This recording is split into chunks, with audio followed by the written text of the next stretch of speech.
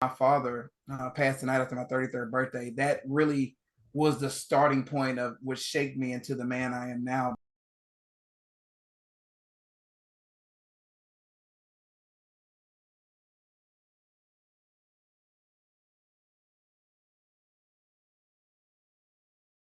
Welcome back to season 4 of the podcast. I'm your host, Amanda Blackwood. As many of you know, I wrote my autobiography as a survivor of human trafficking. It's called Custom Justice, but if you didn't know, you do now. Keeping in line with that, this podcast has been dedicated to interviewing people who also wrote about their own experiences as trauma survivors and how they overcame the past. Stories of hope live here. So he has empowered people globally with his inspirational guidance and tips for self-development, but he provides his audiences with the tools that they need to achieve personal success. I'm going to have him tell you a lot more about himself because he's going to do a better job than I ever will. Ahmard Vital, thank you for joining me today. Thank you for having me on. I'm excited to get a chance to talk to you. You know, when we first reached out to each other, it was through Podmatch, and I wasn't sure what to expect just from kind of reading your bio. But then you started going into some of the stuff, and it just kind of blew my mind.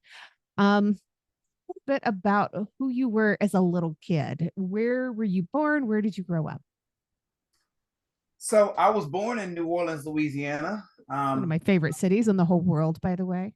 Apparently, mom and dad were trying to get me to the state where I was supposed to be born, which is Texas. I've been here since I was 2, so I always have to live with the idea that I can't say I'm a born Texan, but we do our best. So I've been, and I was a young man who, I would say I came from a small town with a dream and a pen in my hand. So even though the bio says all sorts of things that I've done and I'm doing or whatever, everything leads back to the fact that I am a writer. Everything I do revolves around writing. Every keynote I deliver, every curriculum I build, every coaching session I do, it all comes down to this pen and a pad that's sitting next to me right now.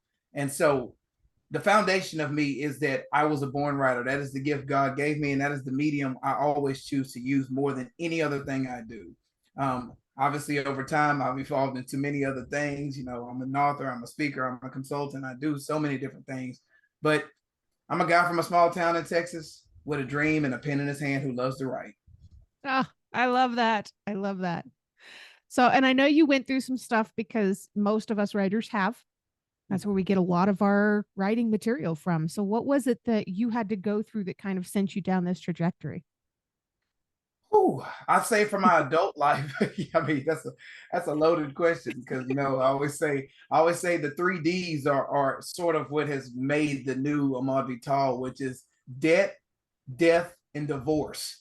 So I would say the first thing was the night my father passed the night after my 33rd birthday. That really was the starting point of what shaped me into the man I am now because my father was retired at the time, and I'll preface this by saying I do have 2 fathers. I have a biological father and a man who raised me, which is the reason why all of my books don the name Ahmad Moore Vital. Moore is my birth name. Vital is the name of the man who took me in and raised me through my life. Well, Vital was the one who left the night after my 33rd birthday, and I was distraught because at the time he was retired, and I was always able to go to him for advice. A lot of guys out there can relate to the fact that, your father doesn't know everything, yet he knows everything.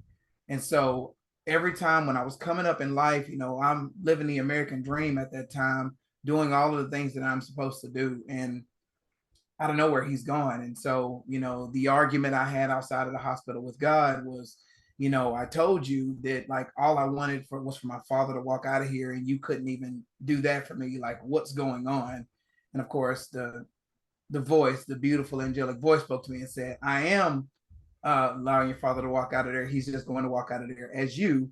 Now go out and be who your heavenly father and your birth and your chosen father has called you to be. And that was just a trajectory where I went in, I dug deeper in my faith, I dug deeper into my profession, I dug deeper into my service and my love and just all sorts of things kind of came from that. And it's just sort of built on that. And of course, there's been more tragedies, but I think that was the starting point of a 5-step process to where I am today. Wow. You brought tears to my eyes, man. I don't know if you noticed that or not, but man, yeah, it's amazing. He does always answer. It may not be in the time we're expecting, and it may not be the answer we're wanting, but he does always answer. Wow. Have you always been a believer, or is this something that you developed later on in life? I've always been a believer, but I would love to be honest and transparent with your audience. Is I wasn't always very committed to the Yeah. belief. I would say, like, the Bible's always been near me on a bookshelf or on a nightstand, but it's, for the most part, it's been dusty at times in my life where it's not getting much use. It's got that little outline on the place where it's sitting because there's dust around it because it's not being picked up and being used. Um, it took a lot of things for me to get to where I am now from the standpoint of really leaning in on my faith, reading my Bible, praying daily, and things of that nature. And so I'm grateful for a lot of things that happened, mainly what happened in 2020, which I don't need to rehash. Most of you were around and know exactly what happened. But it really awakened me on another level to really lean in on my faith, as my values were questioned at one of the religious institutions I was part of at the time. And so now, being at a hardcore Bible-based church here in the Woodlands, Texas, it'll change you. And I'm grateful for the men and women who have poured into me over there to create the man who was even able to be on this podcast and speak with as much faith and confidence as I have now. Wow. That is really cool. That's very cool. Man. I understand that you just got back from a missions trip not too long ago. How did that go? Where'd you go? What was up with that? So it is my second mission trip. As I stated, I go to Grace Woodlands in the Woodlands, Texas, and I'm one of the youth ministry leaders there. And last year was the first time I went on a mission trip. So this would have been the second time going on a mission trip. We went to Cape Girardeau, Missouri. We planted a church in a nearby city last year, and this year we were doing renovations and working with the church family at the host church this year. So you're talking street evangelism. We're talking, um, feeding the hungry. Uh, Definitely a lot of service projects. Just doing all of the mission work, and we're cramming all of this in like 3 to 4 days. With I think this year, I think we took 22 teenagers and 9 adults, 9 or 10 adults. Oh my We gosh. bring our little sprinter vans, make the 12-hour road trip, and just go down there and just be a blessing to people. Um, that is part of who's sitting here as well. My story sometimes gets used as an example. Last year was the first time I ever prayed for a stranger in public. The first time I've ever prayed for someone I did not know in public, like in the streets. And it was liberating. And now it's like, wow, I know I can do this, and I know I'm called to something greater. And so that mission trip has been a game changer for me, which is to where now I do street evangelism daily when it's called upon. So sometimes you'll be at the store and just see someone and say, can I take that for you? And it's just like, how's life going for you or whatever. And sometimes people will open up and you're in the parking lot of Kroger, delivering the word, and so that's where I am now. Far more unafraid to just go out and just do it because I say, well, what's the worst they can tell me? No. I'm told no my whole life. So game on, let's do this. Oh, I love that. So after your dad died, you went through a lot of stuff trying to kind of put your life back together and kind of put pieces and parts back together and figure out what your trajectory is from there. What was it that helped you to heal from everything? I, I think just a renewal of my faith, and really I'm really and truly writing about, if I was writing to myself 5 years prior, what would he tell that Ahmard Vital? What would he tell the 7-year-old Ahmard? What would he tell the 12-year-old Ahmard? And it's just like, my late speaker coach, we lost him this past year. very crushing.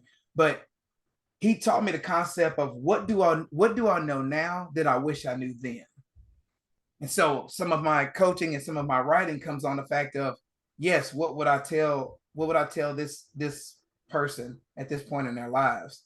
And so I developed the concept of, when I'm going into, whether it's ministry work, whether it's discipleship, whether it's mentoring, whether it's coaching, I I asked God to develop in me the man I needed when I was 17, to create in me the man I need to become when I was 17.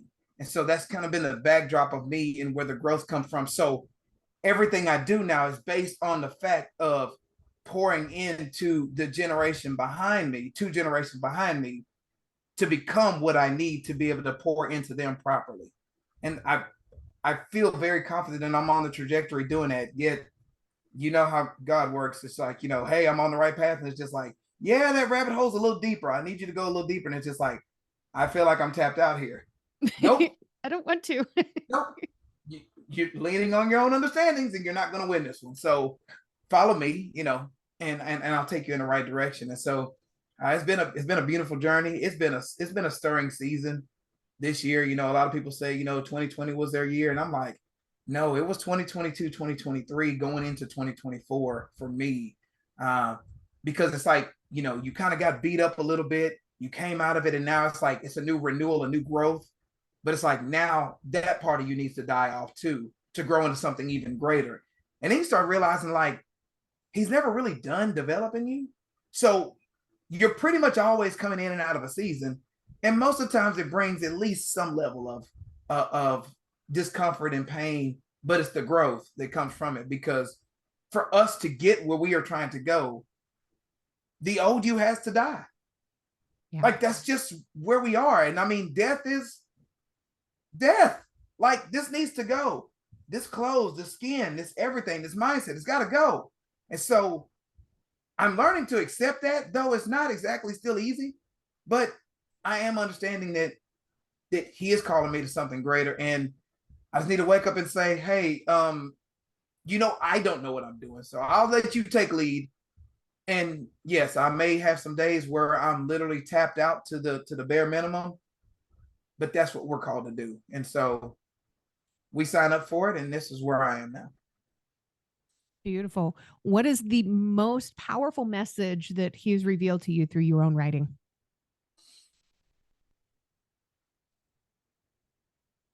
Really scripture. Seek first the kingdom and all these things will be added unto you, meaning this is not about you. This is not about you at all. Be not conformed to the patterns of this world, but be transformed by the renewing of your mind. Hey, I need you renewing, like, all the time, which obviously can be a little scatterbrained and painful at times. And so I build a lot of this based on that, because a lot of times, I'll put down my plans, what I want to do. And yes, we should have a planning process and things that we want to do, but we got to leave room for God in there, because it's just like, we've noticed that, like, when you write down plans, it's like, you have to think, is God like looking down at that like, that's all you want? Okay, let me take it from here. And I always have that kind of jokingly feel, it's just like, whatever we're thinking, like God has so much more and so much greater for you. And I think in my writing, when I'm looking to empower, especially when I'm dealing with my young people, I'm just like, they'll tell me, like somebody says, hey, I want to lose 12 pounds. I'm like, why not 25? And it's like, well, I don't want to lose too much. I was like, that's not a problem. No one has ever said I've lost too much weight. And if you want to, gain it back, that's easy. One bad weekend and you can get it back. And so when we talk about seek first and all these things to be added onto, I take that from a standpoint that God wants you to trust him, that he's going to do greater things than you can even imagine. He already said, these things I do, you'll do even greater. Right. But the greater only happens when you put your trust, your love, and you put your life into his hands to be able to do great and amazing things through you. Right. Through you. You don't have it. He does. And so that's one of the things I've really been working on with myself and passing that on to those whom I mentor and coach and work with through this process. That's awesome. And I know you've got your own website, Ahmard Vital, which, if people aren't aware, there's a silent R in there. So it's AHMARDVITAL.com. And is that where people would go to find a copy of your book if they're looking for it? Yes, and it's also on 33 different platforms. My publisher said it's at least on 33 different digital platforms. So you can choose whichever one is your favorite. And obviously ahmardvital.com is the hub to be able to find most things about me. Also, social media with Instagram and Facebook are the most active. Um, Right. I love connecting with new people, and you and I were talking on the way in, and just as you were calling in, someone was calling in after some work I did out of town here recently, and just I'm amazed that when I take a step back and say, okay, I feel like you're calling me to do something. And then you just say, all right, I'm here, like, use me, straight Isaiah, here I am, send me. And it's like, you get sent in there and it's just like, whoa, like, is this a Moses situation where you're only giving me like a piece of the light? Because if you give it all to me, like, I can't handle it. But the beautiful thing is even that little bit has been like, my goodness, I have 2 pages of notes up here, follow-ups I need to do from being in a place for like 2.5 days. Oh my So gosh. yeah, it's like, somebody's like, did you get any rest? No, I did not get any rest. I was up at 4 in the morning and going to bed at midnight, but when we're laboring for the goodness, of the kingdom, I know it's worth it, right? Like you go to bed knowing, you rest easy, knowing that, like, I fought the fight and I did what I'm called to do. And so it's a beautiful thing. And you're catching me at like a real transitional time right now. And I'm like, here it is. I'm all over the place, but hey, I'm here, and I'm loving where things are right now. That's exactly what it's supposed to be all about, too.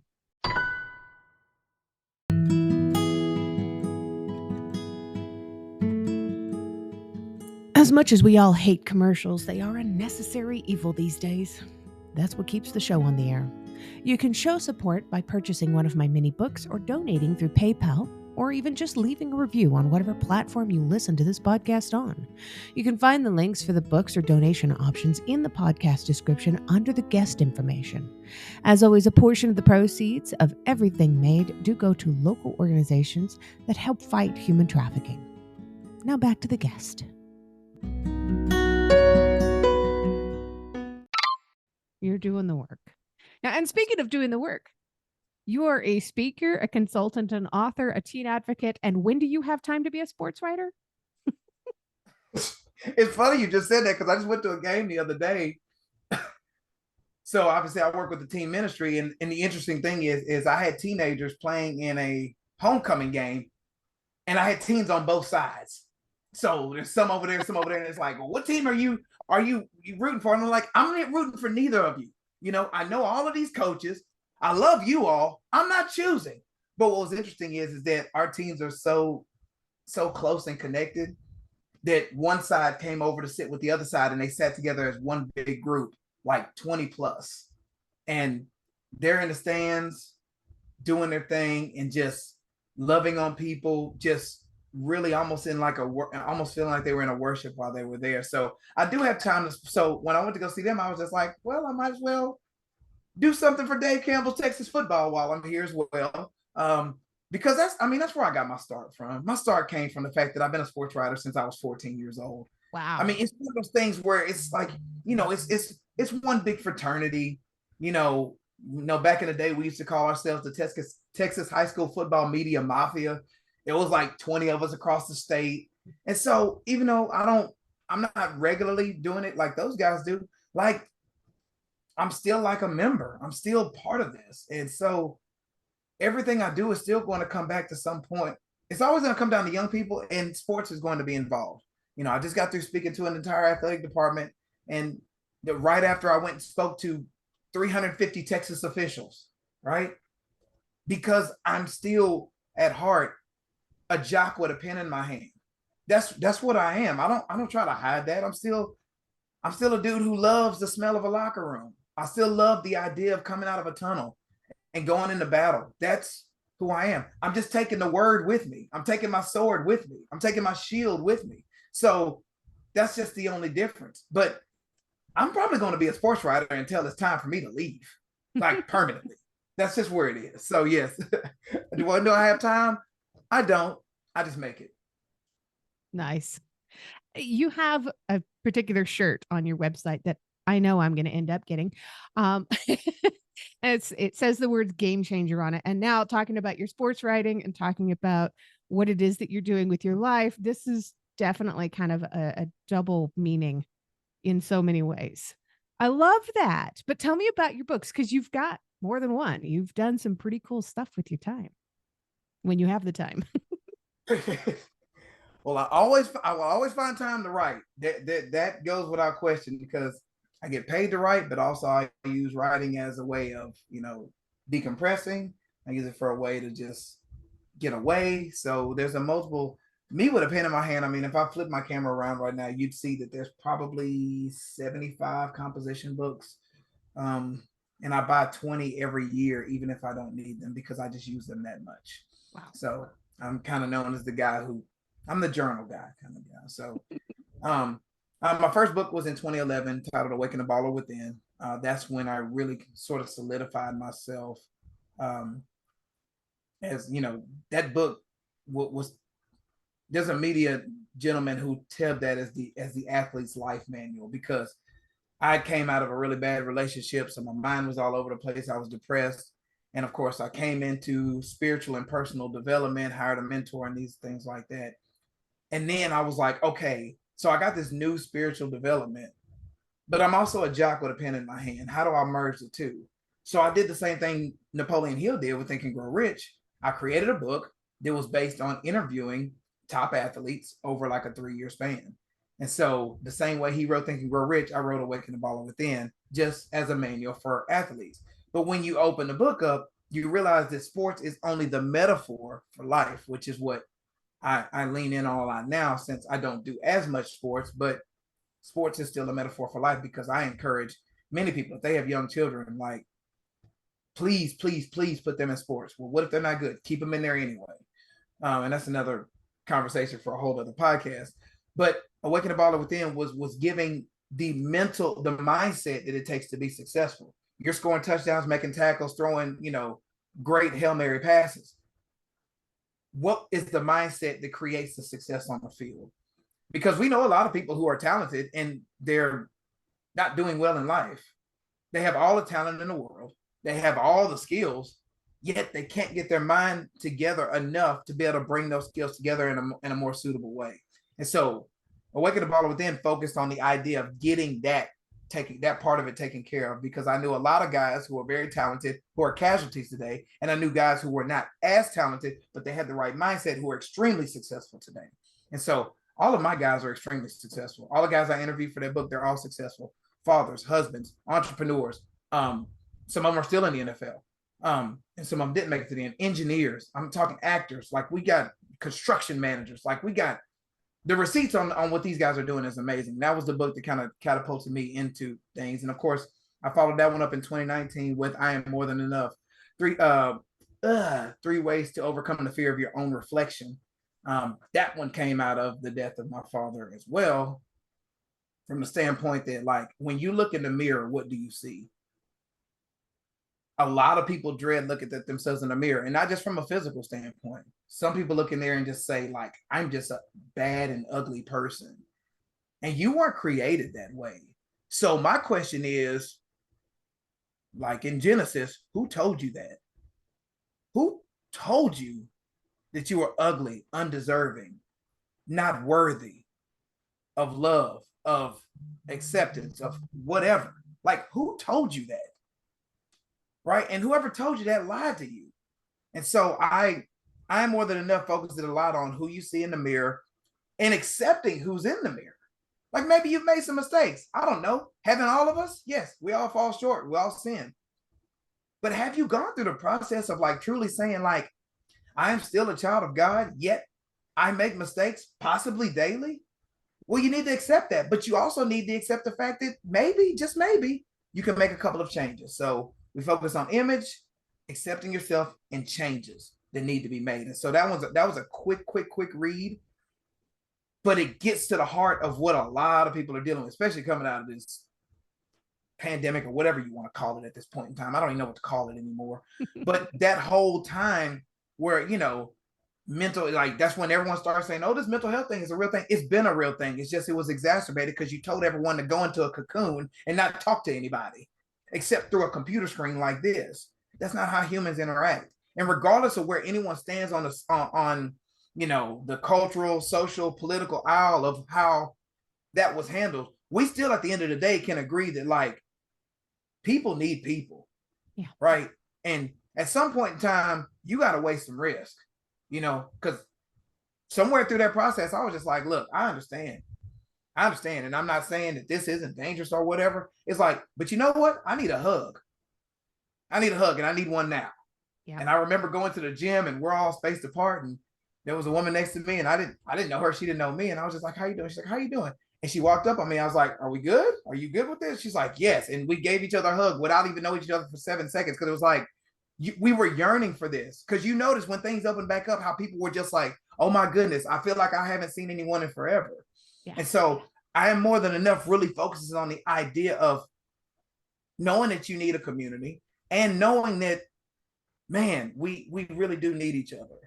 Right. And sometimes we have to make some calculated cost to make sure that happens, because sitting in your little silos and your little bunkers and waving to people through FaceTime and Zoom is not going to get life done correctly. It's just not.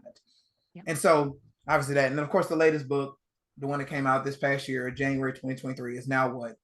5 Steps to Get Up and Create the Most of Life. This was written in the summer of 2020. So you can understand how charged up I was about what I just said. And that went into the book. Now what? From the standpoint that like you have full control over your life. No one owes you anything. You deserve nothing. You earn everything, right? No one is supposed to hand you anything.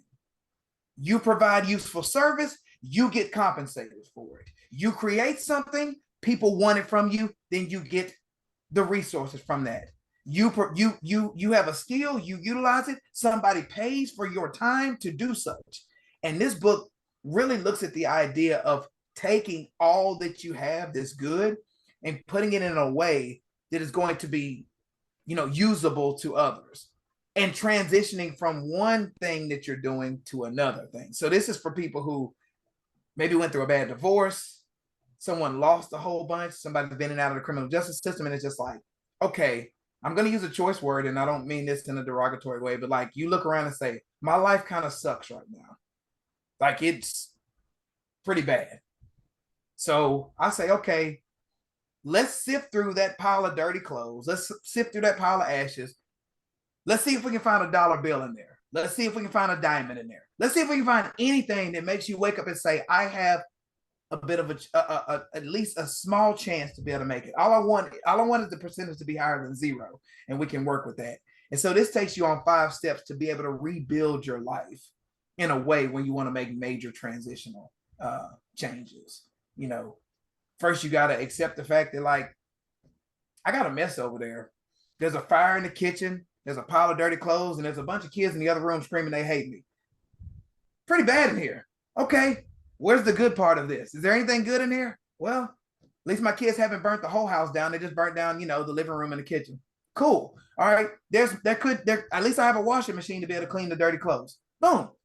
We find the wins wherever they are. They're small, but they're enough for you to not be like, this thing called life is not working and not worth it.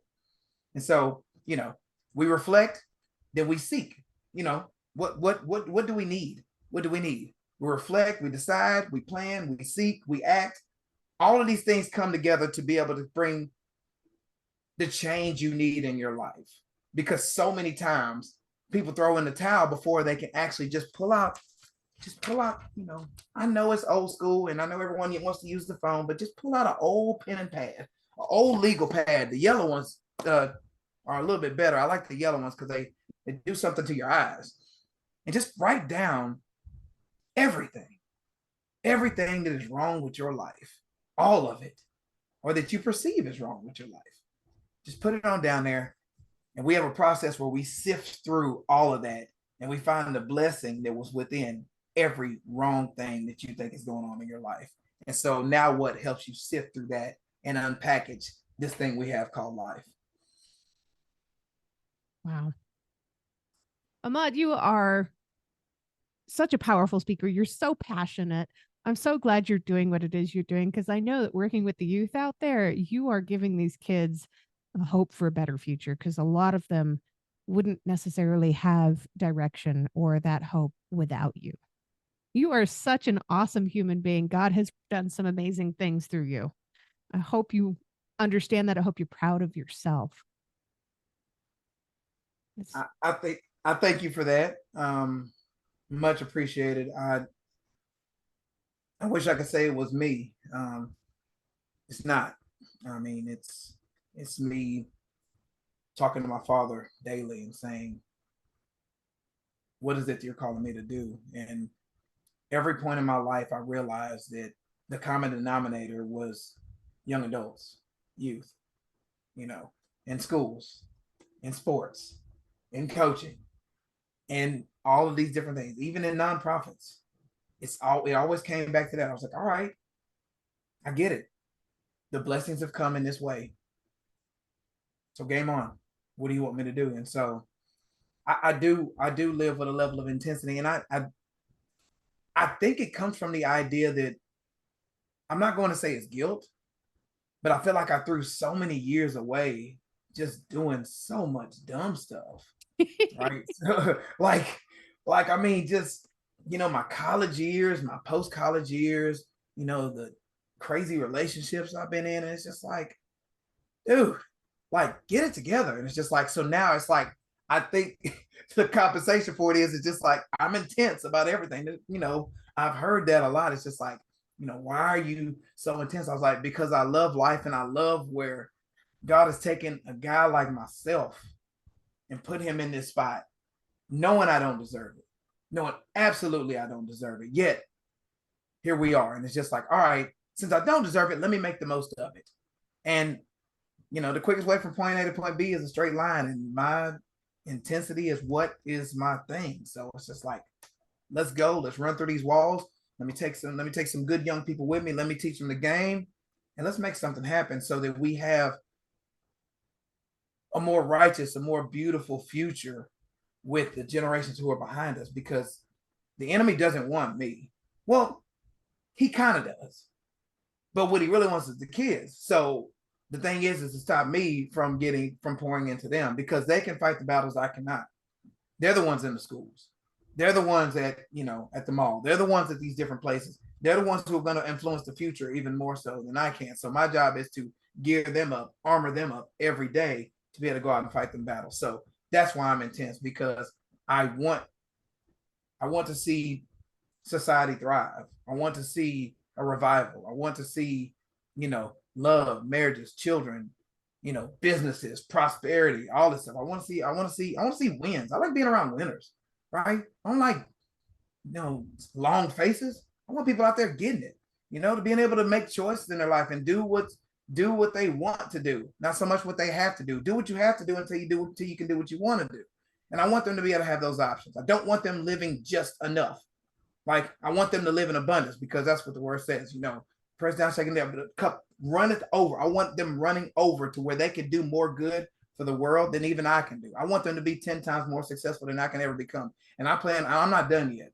I got a lot more bullets left, and I want to be extremely successful. And I want them to surpass me many times over.